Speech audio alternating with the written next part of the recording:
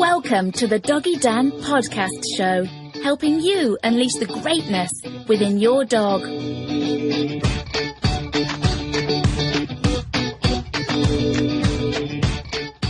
Hi and welcome, I'm Doggy Dan from the Online Dog Trainer. Thanks for joining me on this audio training session, which is all about toilet training. It's an interesting topic, all that pee and poo, but it's reality, it's real life. It happens and it's got to be dealt with. And that's why I'm here to help you sort it out, because I have seen some messes in my time. I have seen some horrible situation. Those pee-soaked carpets. I've been to people's houses where they're waking up regularly to big sloppy poos on the carpet every single morning, and it is not pretty. I feel so sorry for these people. And, I'm not going to go there anymore, but what I will say is this. Having worked with thousands of dogs and puppies over the years, I've pretty much seen it all, and I know that it doesn't matter whether you've got a 10-year-old German Shepherd dog who started toileting inside all of a sudden, or you've got an 8-week-old Chihuahua puppy and you're trying to toilet train them for the first time. This method works, and that's why I'm here to help you guys sort it all out. And all you got to do is stick with this method, stick with the process, and we'll get there. If you want a puppy or your dog toileting in the right place every single time, then stay tuned till the very end. Okay, go grab your favorite drink, get settled, maybe grab a paper and pen as well, and let's get into it. Here's the deal of what's coming up. I got 15 minutes, and in that time, I'm going to go through the 3 most important stages to setting up a successful toilet training program. Things that you should be focused on to get your dog or puppy toilet training in the right place. Now, the other way of looking at it is this. If you're not doing all these things, you're making one of the 3 biggest mistakes. You're making one of the 3 most common mistakes, the 3 biggest mistakes that effectively sets your dog or puppy up to fail. And for many of you, this simple process I'm going to go through is going to totally turn things around for you. However, I also know that some of you are going to want more help, both in the area of toilet training and in many other areas. And so at the end of this audio, I'll show you where you can get a ton more great information about toilet training your dog or your puppy, including how to solve all the more complicated issues. And for those of you who stayed at the end, I'm also going to show you where you can get a complete dog and puppy training system that'll save you literally hundreds of dollars, which you can get started with tonight. Okay, let's get right into it now. The first stage that we need to look at is timing. Everything to do with getting your dog or your puppy in the right place, probably on the grass or at least outside when they need to go. That's your responsibility. You have to figure out when you think your dog or your puppy is going to need to go. The biggest mistake is probably that people rely on dogs who are not toilet trained to figure it out for themselves. And, there is no point in blaming your dog. Let's be honest. How many people listening to this have been in this situation? You're sitting there watching your favorite movie at the end of a long day. You've got your drink, your beer, your wine, your tea, your coffee, your drink of water or orange juice. You're sipping away and you think, oh gosh, you look at your dog and you think, I wonder if they need the loo. They probably do soon. But you're a good part in the movie and you're very warm and it's cold outside and you really can't be bothered to get up and go outside and stand around waiting for them to go to toilets. So you hang on a little bit, and the next thing you notice is, or you may even hear it, even worse, you hear the tinkle, tinkle, tinkle sound, or you see your dog cocking their leg, and they're circling around, they're squatting down, they're going for a pee or a poo. It's so frustrating. We've all been there. But you got no one to blame but yourself. As my wife keeps saying, it's not really about blame. I'll put that bit in there. But, the thing is, you can only really control and change what you're doing, and that's where, making sure you know when they're going to go, or you're guessing correctly, or making an educated, good guess of when they need to go and getting them outside is one of the most important things.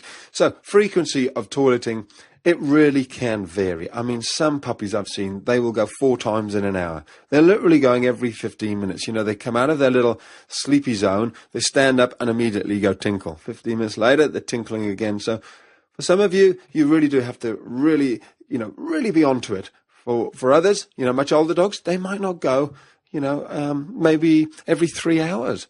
And sometimes there's not a lot of signals. There's not a lot of communication between your puppy to you that they need to go. They're not going to tap on the window and tell you. They maybe do a little bit of sniffing on the ground. They may do a bit of circling. There might not be much more than that. So what I suggest you do is this. Start almost jotting down, either mentally or on a piece of paper, how often they go. Because you'll be amazed if you write down, dog went for a wee, 3:05, dog's just peed on the floor at 3:30. You'll go, well, that was only 25 minutes. And suddenly you'll be onto it. You'll be going, you know what? He goes far more often, far more regularly than I first realized. And that's where you want to consider setting a little alarm. It's simple, it's blindingly obvious, but it works. You set your iPhone, you set an alarm, you set your phone to ring every 20 minutes when your dog is up. And believe you me, the number of times that has helped people get over this issue is quite unbelievable, because you hear your phone ringing, suddenly jolts you into action. There's absolutely no doubt in your mind how long it's been since your puppy last went for a toilet, and you start generating this routine. It breaks the old habits up, and that's what so much of this toilet training is about. It's about breaking the old habit and getting established into this new habit and getting them toileting in the right place. And one more tip before we move on to the second point, you've got to keep at it. Once your dog is toileting in the right place, keep at it, don't stop. You've really got to keep this up for a long time before you can really start relaxing and expecting your dog, or especially a puppy, to start taking themselves out. Okay, area number 2 is all about controlling their environment. This effectively means that you decide where they are at all times, what sort of area of the house they're in. Let's go back and follow on from where we left off the first stage. You're taking your puppy out. Now, they're either going to have toileted or not toileted. Now, if they've toileted outside, if they've done their wee or the poo, then absolutely great. You give them a little treat and you can bring them back inside. And this is going to buy you maybe 15 minutes, something like that, an hour, so you can relax for a period of time. However, if they don't go to the toilet, you've got 2 options. Either you leave them outside for a while in the hope that they're going to go, or if you don't leave them outside, you can bring them inside. However, this is where it can often go wrong, and you really need to very carefully manage them. So a few tips. Firstly, if you bring them back inside, don't give them too much space. If you give your dog, for example, the whole of the downstairs area, your puppy's going to head off into another room, and to them, it's like a completely different world, a million miles away from the area that they live in. So they'll think nothing of toileting, peeing and pooing in this area. And, if they do it behind a couch or under a bed or something, it could be a long time before you even find it. You won't know they've done it. Not only, though, is it in the wrong spot, but if you don't know where they've done it, they could do it regularly. And you think of course, that they're not actually going to the toilet very often, when in fact they absolutely are. So keep them contained in a smaller area. Secondly, this is where you can consider the use of a crate or a similar device to keep your dog fairly still.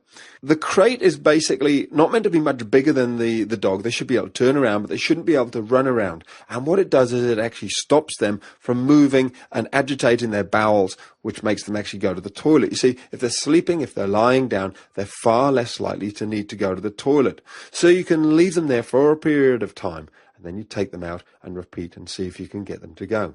If you don't have a crate, it's not a problem, but consider using maybe a pen. A penned area, or even a baby gate, just to keep them in a smaller area. And also, you really want to be considering keeping them off the carpeted area. It's one thing to clean up pee and poo off a liner or a wooden floor, a completely different thing to be cleaning it off a thick carpet. So that's the second area that you really want to be looking at, controlling that environment, the areas which they're allowed in, not allowed in, when they've come back in having not gone to the toilet.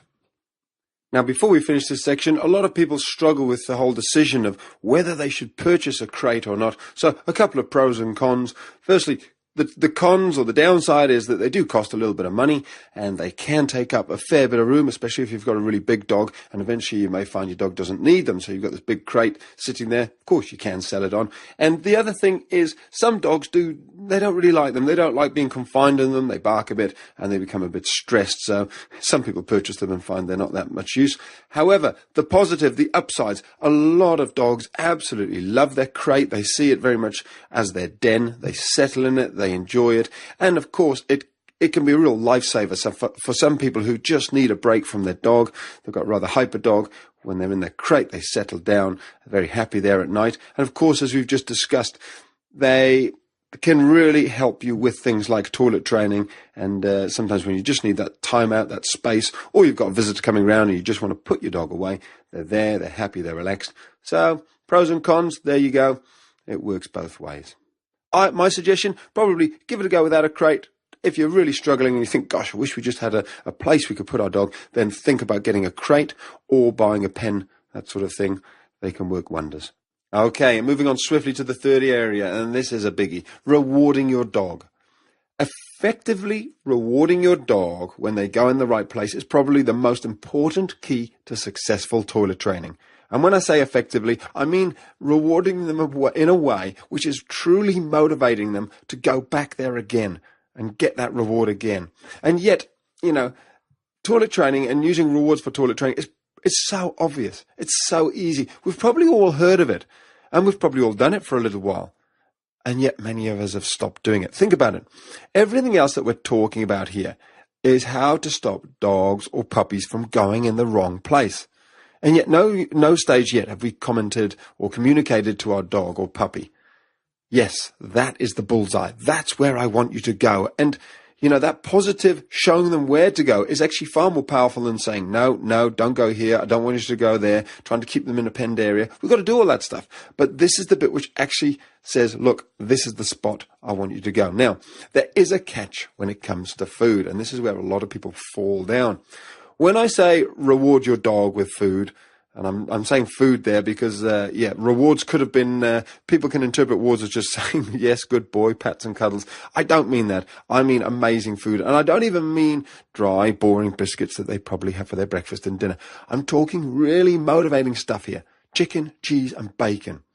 You see, most dogs and puppies will do something. They may do some small things for boring, dry biscuits, but they will go well overboard. They'll do amazing things for chicken, cheese, and bacon. They will really figure out what it is that you want them to do to get that chicken, cheese, and bacon. It's like money to a dog.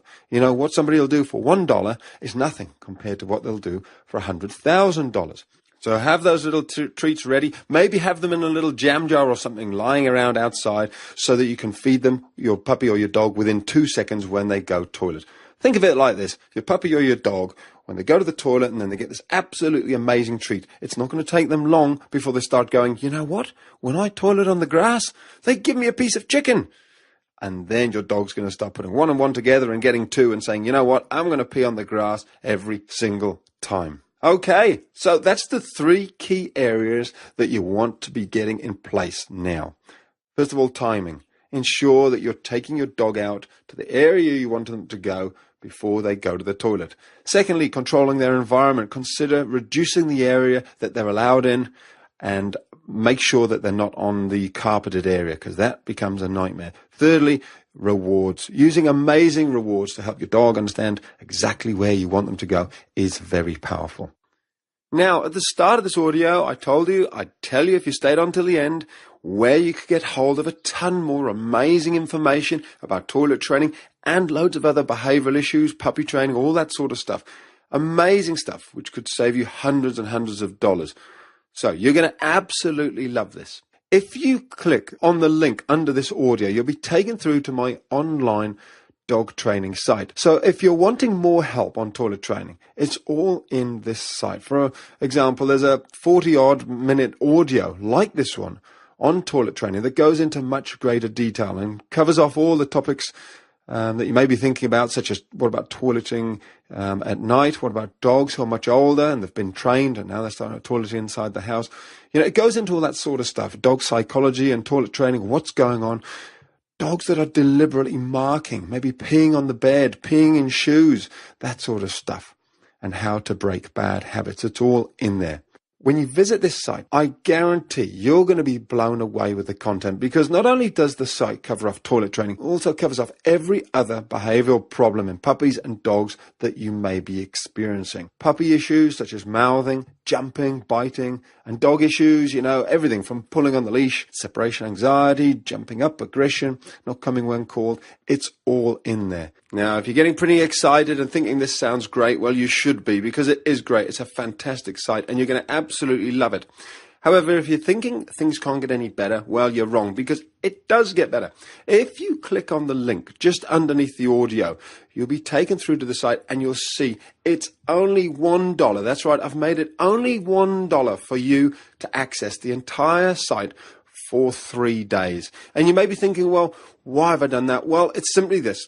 I want you to be absolutely certain, absolutely, totally over the moon before you decide to stay on. And the great thing is you can actually start working on this, putting all this in place today and implementing it. So get started with your training now. Don't leave it any longer, because these issues don't self-correct. And the great thing is, no matter what problem you're experiencing, we can work through it together. Okay, that just about wraps it up for today. Check out the link now below the audio. It'll take you through to the video website where you'll discover what thousands of people have already discovered, that you too can have an amazing relationship with your dog or puppy when you're shown how. This stuff really can change yours and your dog's life. Thanks for listening. Have a great day. I'm Doggy Dan, and as always, love your dog. You've been listening to another episode of the Doggy Dan podcast show, bringing you one step closer to creating harmony with your dog.